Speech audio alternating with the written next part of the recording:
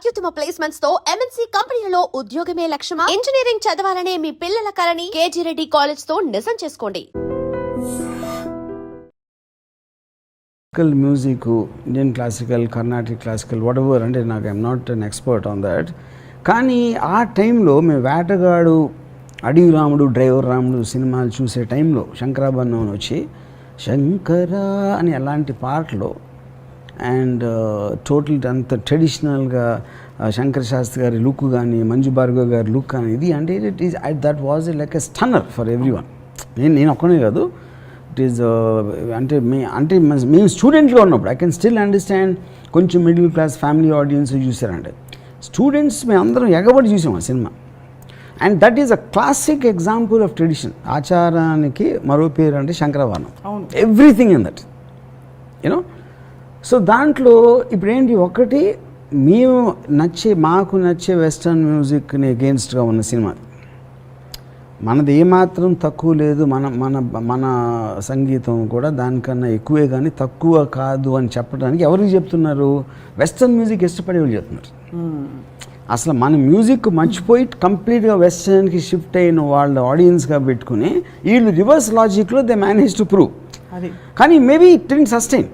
Maybe Vishwanath garu తీసినప్పుడు సప్తపది లాంటి ఒక 5-6 సినిమాలు వచ్చి మళ్ళీ స్లోగా వెనక్కి వెళ్ళిపోయింది. ఆఫ్టర్ దట్ రీసెంట్ టైమ్స్లో at least I don't remember hearing anything like that you know. So దాంట్లో నాకు చాలా ఫేవరెట్ మూమెంట్ మొత్తం ఫిలింలో. ఇప్పుడు ఫిలిం కాంటెక్స్లో ఒక ఎంతో వెలుగులో ఉన్న ఒక వ్యక్తి ఏదో కారణాల వలన ఈ వెస్టర్న్ మ్యూజిక్ ఇన్ఫ్లుయెన్స్ కిందకు వచ్చి మళ్ళీ ఆ వెలుగులోకి తీసుకురావడానికి ఒక శిష్యురాలు దాన్ని ట్రై చేసినప్పుడు దానికి ఉన్న ఒక కృతజ్ఞతతో అది చేసినందుకు ఆ వ్యక్తికి, అది నాకు ఎంత నచ్చిందంటే, పాశ్చాత్య సంగీతపు పెను తుఫానుకు రెపరెపలాడుతున్న సాంప్రదాయ భారతీయ సంగీత జ్యోతిని ఒక కాపు కాయటానికి తన చేతులు అడ్డుపెట్టిన మహామనిషికి శిరస్సు వంచి పాదాభివందనం చేస్తున్నాను. మనిషి నిలువెత్తున ధనం సంపాదించినప్పటికీ దొరకునా ఇటువంటి సేవ, అది that for me is brilliance. నాకు ఇంకోటి ఫైనల్గా శంకరశాస్త్రి గారికి తెలుస్తుంది మంజు భార్గవ్ గారు చేశారు ఇదంతా, ఎవరు చేశారని తెలిసినప్పుడు జస్ట్ ఒక ఎక్నాలెడ్జ్మెంట్. అంటే అంతగానో సటిల్ రియాక్షన్ ఇవ్వలేదు. I think that is the Vishwanath garu ఎన్నో సినిమాలు తీశారు, but that is thing is one of the greatest influencers of my career as a film maker. అప్పుడేంటి, ట్రెడిషన్ నుంచి కూడా నేర్చుకున్నట్టే కదా. నేను ఆచారాలు నమ్ముతానా పాటిస్తానా పక్కన పెట్టి అంత ఖచ్చితంగా పాటించిన విశ్వనాథ్ గారి శంకరాభరణం నుంచి కూడా నేను చాలా నేర్చుకున్నాను. కానీ ఇట్స్ అంటే ఒక విజువల్ వస్తే మీరు విచారాలు, ఆయన ఆచారాలు, మీరు ఆలోచనలు, ఆయన ఆచారాలు, మీరు కలిస్తే ఏం మాట్లాడుకుంటారా అని అనిపిస్తుంటుంది. అంటే కానీ ఇంకోటి ఏంటంటే, ఆలోచన కూడా ఆచారాల నుంచే కమ్యూనికేట్ అవుతుంది. క్యారీయింగ్ ఫార్వర్డ్ ఒక జనరేషన్ ఆలోచించిన ఆలోచనలు ఆచారాలుగా మారి నెక్స్ట్ జనరేషన్ వచ్చేప్పటికి డైరెక్ట్గా మీకు కాన్షియస్ కాకపోయినా కూడా ఎంతో కొంత కమ్యూనికేట్ చేస్తుంది అర్లీ జనరేషన్స్ థింకింగ్. సో విజువల్గా ఏదో ఒక ఎంటర్టైన్మెంట్ అయితే ఉంది, ఒక పద్ధతి, ఒక తీరు, ఒక యూటిలిటీ అన్నీ ఉన్నాయి ఆచారాలు. సో రామ్ గోపాల్ వర్మ గారు, Oscars the most prestigious award నాటు RRR సినిమాకి రావడం, మీరేమైనా స్పందన ఉందా?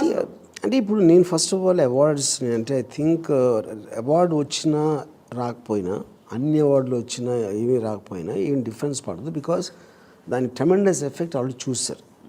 సో నా ఉద్దేశంలో ఒకవేళ RRRకి అవార్డు రాకపోతే ఆస్కార్ వల్ల దురదృష్టం అది. That's what I think, you know. But మీరు, did you personally enjoy that film? What do you think created that magic with that? అసలు ఏమన్నా లాజికల్ అప్రోచ్ ఉంటుందా? See, that I don't know. అంటే ఇప్పుడు ఈచ్ పర్సన్కి ఏ విషయంలో ఎందుకు నచ్చుతుంది అనేది, నాకు నచ్చడంలో వేరే రీజన్స్ ఉంటే, జనాలందరూ ఒకటి, నేను ఒకటి కాదు, డిఫరెంట్ పీపుల్కి. So not going in to the merits and all that, I think it's an extraordinary thing. And so అంటే ఈ పాట ఎందుకు అలా విశ్లేషణలు ఏమి ఉండవు మీకు ఆబ్వియస్లీ. అంటే నాకు పర్సనల్గా కీర్వాణి పాటలు నాటు కన్నా నచ్చినవి 50 వేరే ఉన్నాయి. ఓ రెండు చెప్పరా ప్లీజ్? అదే క్షణక్షణం possibly. అంతనంత ఎత్త తారా తీరం సంగతి ఏంటో చూద్దాం దా. Yeah, one of the two. Yeah. One of the two right. And ఒక తెలుగు సినిమా ఇంత స్థాయిలో a lot of marketing has happened అనే ఒక కామెంట్ కూడా వచ్చింది దీనిపై. అంటే whether it is appropriate to talk about it no, but ఆ కామెంట్ కూడా వచ్చింది that you have to actively show and showcase your work, only then you'll be recognised అని. Do you believe that? See, ఇక్కడ ఇప్పుడు చాలా కొంతమంది ఏదో comments చేశారు, ఇన్ని కోట్లు ఖర్చు పెట్టారు, 80 కోట్లు అదే వేరేది తీయచ్చు అని అంటే ఒక పర్సన్ చాలామంది చేశారు, including some people from Bombay also. నా పాయింట్ ఏంటంటే ఫస్ట్ ఆఫ్ ఆల్ వాళ్ళకి RRR లాంటి సినిమా కానీ దాని వెనకాల ఉన్న రాజమౌళి ఇలాంటి వాళ్ళ గురించి ఒక కామెంట్ చేయటం అనేది ఒక ఏనుగు గురించి చేసినట్టు నా దృష్టిలో. ఎందుకంటే ద టూ స్మాల్ అండ్ లో ఇన్ కంపారిజన్ ఒకటే. అదే ఆస్పెక్ట్లో ఇప్పుడు వాళ్ళు చేసేలేదు నాకు తెలియదు, అది వాళ్ళ డబ్బు వాళ్ళు చేశారు అనుకోను. చేయకపోతే ఇప్పుడు ఇలాంటి డబ్బులు ఇండియాలో తెలుగుదేశం ఆంధ్రదేశం నుంచి వెళ్ళి ఖర్చు పెడితే హాలీవుడ్ వాళ్ళు ఖర్చు పెట్టలేరా? RRR రేంజ్ కలెక్షన్స్కి 1500 రెట్లు వాళ్ళు సంవత్సరానికి 20 తెస్తారు. అవును, ఈ మొత్తం ఎవెంజర్స్ ఈ ఫ్రాంచైజ్ కానీ ఇలాంటివన్నీ. ఓకే, సో డబ్బులతోటి అవార్డు కొనేయచ్చు అంటే ఇంతకన్నా డబ్బులు ఉన్న వాళ్ళు చాలామంది ఉన్నారు, ఆ నాలెడ్జ్ కూడా ఒకటి. రెండోది ఏంటి, ఫస్ట్ ఆఫ్ ఆల్ మీరు ఒక బ్రాండ్ అవుతున్నప్పుడు మీరు మంచి సినిమా తీశారు, ఒక ఎక్స్ట్రాడినరీగా హిట్ అయింది. ఆ మంచి సినిమా ఇలా వెళ్ళాలంటే డబ్బులు ఒకవేళ అవసరం ఉంటే ఆ పేరు మీరు మ్యాగ్నిఫై చేయడానికి కూడా మీరు ఖర్చు పెట్టాల్సి వస్తుంది. మీరు ఒక ఫర్ ఎగ్జాంపుల్ ఒక మ్యానుఫ్యాక్చర్ చేశారు, ఒక యూనిట్, ఒక కన్జ్యూమర్ యూనిట్ ఏదో చేశారు, దాని పబ్లిసిటీ ఖర్చు పెడతారు కదా. మీరు హోర్డింగ్స్ పెట్టారా, లేకపోతే ప్రెస్ మీట్లు పెట్టారా, దాని గురించి ఏదో చెప్పారా, చెప్పించారా, వాట్ ఎవర్ ఇట్ ఈస్, అది మీ పనే పార్ట్. సో సినిమా వేరు, రాజమౌళి వేరు. రాజమౌళి యాజ్ ఎ బ్రాండ్, లేకపోతే రాజమౌళితో తర్వాత తీసే సినిమాలకి మార్కెట్ పెరుగుతుంది, ఎందుకంటే ఇంత అవేర్నెస్ వచ్చింది కాబట్టి. రైట్, ఇవన్నిటినీ దృష్టిలో పెట్టి ఖర్చు పెడతారు. అవును, yeah. So that is a part of the production that can be taken separately. ఆ రేంజ్ ఆలోచన లేనప్పుడే మీరు సినిమాకి ఎంత అయిపోయింది, పబ్లిసిటీకి అంత ఖర్చు పెట్టారు, లేకపోతే దానికి ఎంత ఖర్చు పెట్టారు అని very very amateurish and silly thing అది. So do you personally believe Ram Gopal Varma garu that ఇలాంటి ఒక భారీ అవార్డు అందుకున్న తర్వాత ఆబ్వియస్లీ అందరూ అప్వర్డ్స్ దీనిలో ఉంటారు, నెక్స్ట్ ఏమిటి అనే ఫీలింగ్ వస్తుంది కదా. అవును. సో మరి what is the next step after Oscar? ఏమవుతుంది, what happens after Oscar? See everybody ఇప్పుడు మనం కాంపిటేటివ్ వరల్డ్లోను. అవును. సో ఇప్పుడు రాజమౌళి బాహుబలి టైంలో ఏదైతే ఒక బెంచ్ మార్క్ సృష్టించాడు, దాని తర్వాత చాలామంది 40 crores 50 crores 100 crores సినిమాలు తీశారు. దాంట్లో కొన్ని ఆడిని కొన్ని ఆడకపోవచ్చు, కానీ బెంచ్ మార్క్ రేజ్ అయిపోయింది. అవును, నిజంగా మనం ఏం చేస్తే ఇంతకు రావచ్చు అనేది ప్రూవ్ అయిపోయింది. అవును.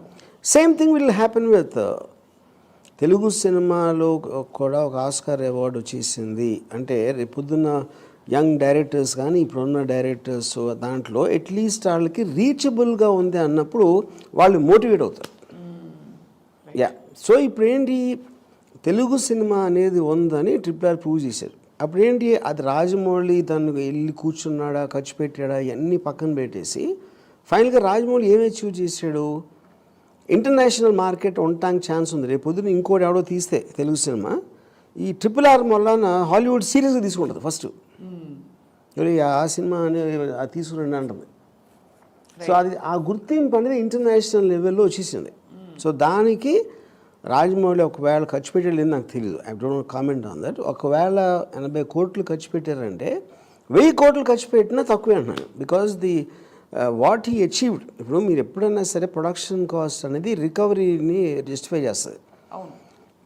తెలుగు సినిమాకి మ్యాక్సిమం 70 కోట్ల రెవెన్యూ ఉంది థియేటర్ అనుకున్నప్పుడు బాహుబలిని దే మేడ్ విత్ 150 crores.